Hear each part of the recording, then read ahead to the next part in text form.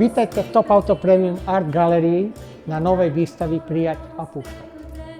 Ide o samostatnú výstavu akademického maliara Blažeja Mikusa.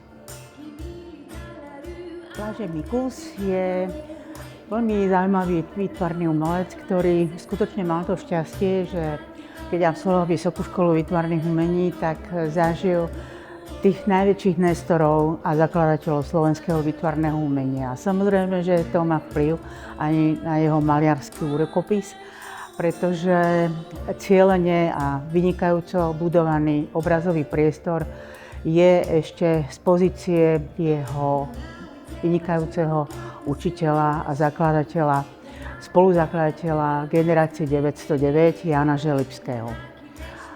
Blažej Mikus vlastne tvorí diela, ktoré sú veľmi symbolického meditatívneho charakteru.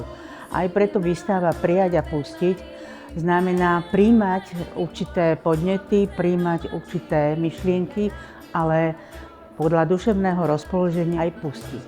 To znamená, že tomu používa výtvarné prostriedky, predovšetkým symboliku svetla a symboliku tieňa.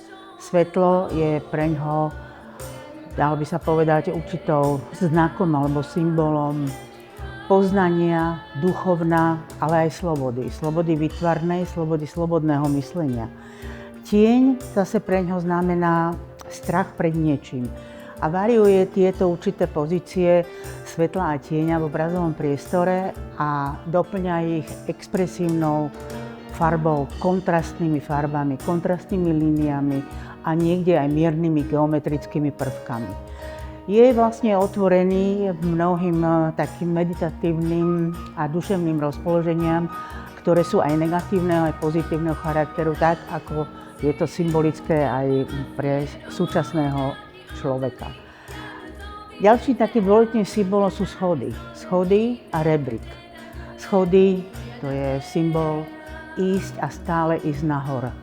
Stále ísť niekam. Niekam, čo prináša určité zvedavé vyústenie, otázky a odpovede. Rebrík, samozrejme z Biblie ho poznáme Jakubov rebrík, ktorý spája nebo a zem. Ale v prípade Blažeja je rebrík takisto snaha ísť za duchovnom hore, spovznášať sa hore do určitých výšin, do určitých priestorov, ktoré znamenajú určitý duchovný myšlienkový svet. Niekedy tie práce nie sú až také čitateľné, väčšinou nie sú čitateľné, čiže chce to, trošku je to vysvetlenie, nepodarí sa mi to až tak dokonale vyjadriť tú moju ideu, tú moju predstavu, tú moju myšlienku. Človek už má svoj vek, sme prešli určitým vývojom aj výtvarným, aj tu na tej výstave je to vidieť, lebo sú to aj staršie práce, aj úplne akože nové práce. Ten názov výstavy je prijať a pustiť, prijať a púšťať. Sú to dva pojmy, ktoré súvisia spolu. Prijatie. Čo je to prijatie? Žijeme v dobe veľmi zložitej. Ale tá doba bola vždycky zložitá. A človek má vlastne ten svoj úsek toho času, ten svoj život, kde sa stretáva so všeličím, s ľuďmi, situáciami, príjemnými, nepríjemnými. To, čo prežívame, to nie je ako náhoda.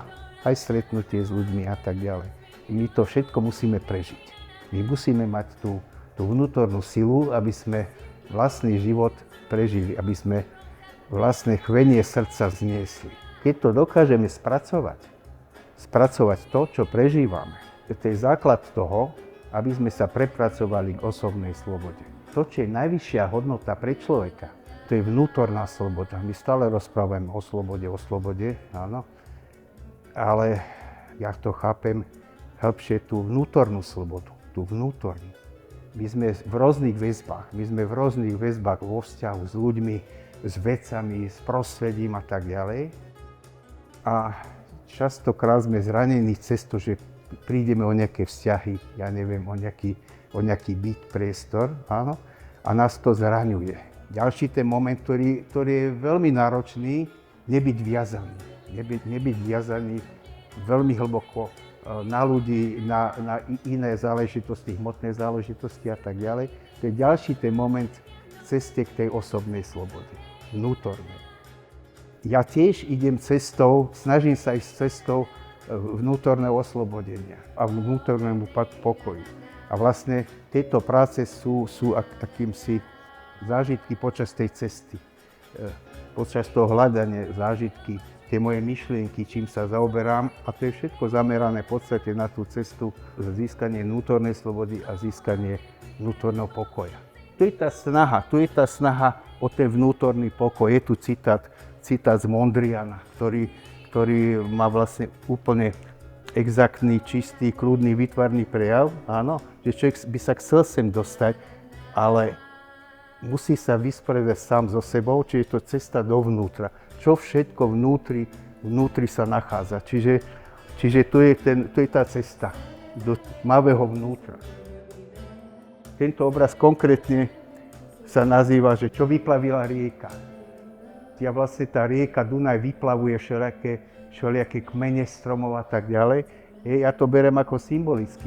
To, čo sme sa celý život nejako tak inštinktívne sme potláčali, niekde do podvedomia, tie veci sú stále v nás a potom sa objavia, vyplavia sa jak také monštra, trošku strašidla. A tu už táto vec je, to už je ten akýsi čistý vnútorný pokoj. Áno.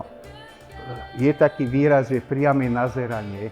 Ja sa pozerám, už myšlienky nefungujú, len tie samotné veci, predmety, tu máme pobrežie mora, to na nás čisto pôsobí a vnútri máme pokoj. Výstavu si môžete pozrieť do 7.6.2026 a som si istý, že výber diel vás osloví a spokojne budete odchádzať z našej galérie.